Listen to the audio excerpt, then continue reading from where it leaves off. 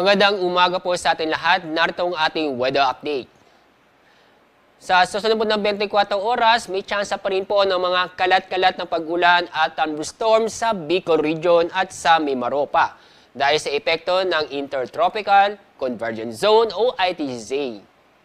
Samantala, itong lalabing bahagi ng Luzon kasama ang Metro Manila ay magiging maganda at maliwas sa panahon. Maliban lang po sa mga isolated na mga pag-ulan dulot ng thunderstorm. Inaasahan po natin na mainit na panahon sa Metro Manila, kaya mataas po ang temperatura ang maitatala na abot ng 33 degrees Celsius. Mas mataas ang temperatura na maitatala sa Tuguegarao na abot po ng 35 degrees Celsius.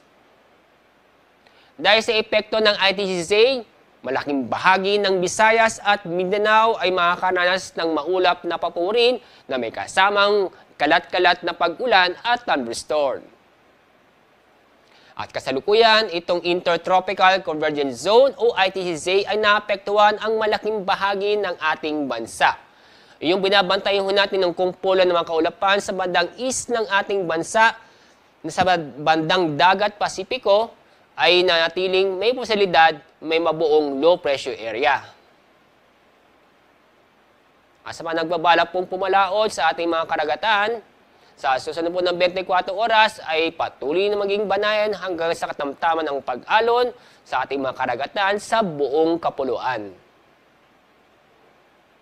At sa ating weather outlook, di magandang balita sa mga kababayan po natin sa Metro Manila, Legazpi City at sa Merto Cebu. Dahil sa weekend ay magiging maulan na panahon kung saan magiging kalat-kalat na pag-ulan at thunderstorm. Pero sa Baguio City at sa Metro Davao ay magiging maganda at maliwas na panahon sa loob ng 3 araw. Maliban lang po sa mga isolated